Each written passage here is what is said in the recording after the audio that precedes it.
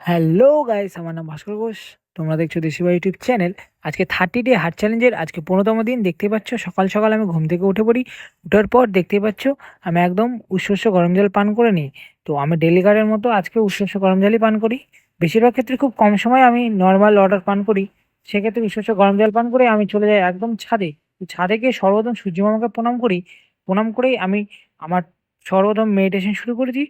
তারপর টুকিটাকি স্ট্রেচিং থেকে শুরু করে টুকিটাকি এক্সারসাইজগুলো করব। তার পাশাপাশি ডাম্বেল নিয়ে টুকিটাকি এক্সারসাইজগুলো করব, সেগুলো তোমাদের সামনে তুলে ধরার চেষ্টা করব ভিডিওর মাধ্যমে। আর দেখতে পাচ্ছ আজকে আমার একটু অনেকটা লেট হয়ে গেছিলো ঘুম থেকে উঠতে, কেননা কালকে আমার বার্থডে ছিল। তো সেক্ষেত্রে রাত্রে অনেক হয়ে গেছিলো বার্থডে সেলিব্রেশন করতে করতে।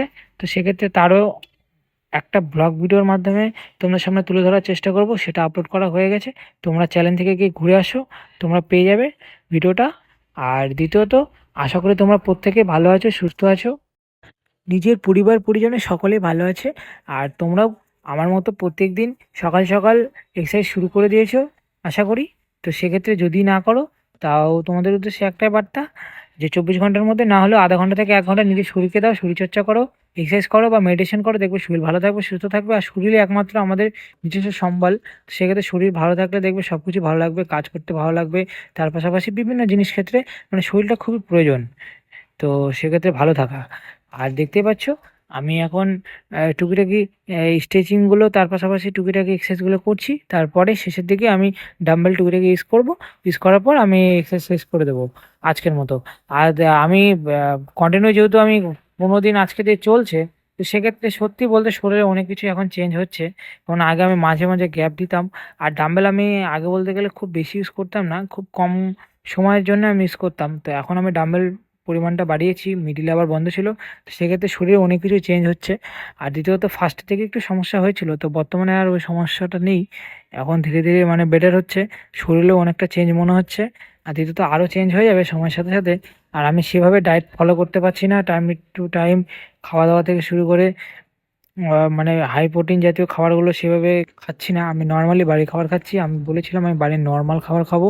এই সময় আমি কোনো ধরনের বাইরে জাঙ্ক ফুড জাতীয় খাবার ও তার পাশাপাশি তোমার হাই প্রোটিন মানে কোনো শেক সেই জাতীয় খাবারগুলো আমি এখনও খাবো না। কারণ আমি বলেছি নর্মাল খাবার খাবো। তো সেক্ষেত্রে দেখতেই পাচ্ছ তোমরা, আমি নর্মাল খাবারগুলোই খাচ্ছি কন্টিনিউ। আর একদম খুব হাই মিলে আমি যাব না। হাই মিল যাবো, 30 ডে হার্ট চ্যালেঞ্জ কমপ্লিট হয়ে যাক, তারপর আমি যাব। প্রথমে আগে শরীরটাকে নর্মালি আগে শরীরটাকে একটু ঠিক করি, তারপর না হয় আমি একদম প্রফেশনালের দিকে ধীরে ধীরে ট্রাই করব। আর একটা কথা, যারা সকাল সকাল মর্নিংয়ের দিকে এক্সারসাইজ করে তারা সত্যি বলতে গেলে খুবই লাকি পার্সন। আর দ্বিতীয়ত দেখবে এক্সারসাইজ করলে দেখবে শরীর ভালো থাকে, সুস্থ থাকে, আর ভালো লাগে, সারাদিন এনার্জি পুরো ভরে থাকে। আর দ্বিতীয়ত, এক্সারসাইজ করা খুবই ভালো।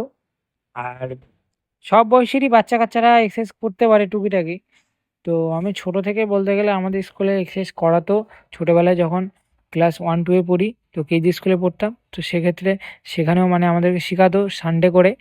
তো সেক্ষেত্রে অনেকটাই মানে টুকিটাকি অনেকটাই মানে এক্সারসাইজগুলো জানা ছিল। আর তার পাশাপাশি এমনিও নর্মালি টুকিটাকি এক্সারসাইজগুলো করি, তো সেক্ষেত্রে ভালোই লাগে। আর ওইভাবে তো প্রফেশনাল করি না, নর্মালি করি। আর দ্বিতীয়ত আমি মনে করি যে এক্সারসাইজ করলে না শরীরে ওই সময়টা না খুব ভালো লাগে। আর এক্সারসাইজ যদি ছেড়ে দেওয়া হয় সেক্ষেত্রে একটু আবার সমস্যা হয়, কিছুদিন শরীর অসুস্থ হতে পারে। আর দ্বিতীয়ত, কিছু হোক বা না হোক শরীর তো চেঞ্জ হচ্ছে এক্সারসাইজ করলে, একটু তো শরীরে তো এনার্জি আসছে, এটাই অনেক।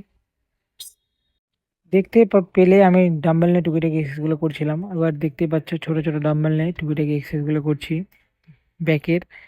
তো দেখতে পাচ্ছ এবার আমি পোজগুলো দিয়ে দিই আজকের। আর পোজগুলো দেখতে পাচ্ছ আগের থেকে অনেকটা বেটার হয়েছে। তো তারপর দেখো রুমে এসে সর্বপ্রথম ছোলা খেয়ে নিই। আজকে প্রচুর পরিমাণে ঘেমে গিয়েছিলাম। তো তারপর দেখতে পাচ্ছ এটা হলো সকালের খাবার, 10টার খাবার দেখে নাও। আর এটা হলো দুপুর 2টোর খাবার। আর এটা হলো রাত্রের খাবার, 8টার। আর এটা হলো আজকের ফটো। আর ভিডিওটা যদি ভালো লেগে থাকে তাহলে অবশ্যই লাইক, কমেন্ট, শেয়ার, সাবস্ক্রাইব করে দেবে। দেখা হবে 16তম দিন। তো আজকের মতো আসা যাক। আর প্রত্যেকে নিজের পরিবার পরিজন সকলকে ভালো রেখো, নিজে সুস্থ থাকো, আর এক্সারসাইজ করো। আর কি বলার, গুড নাইট সকলকে।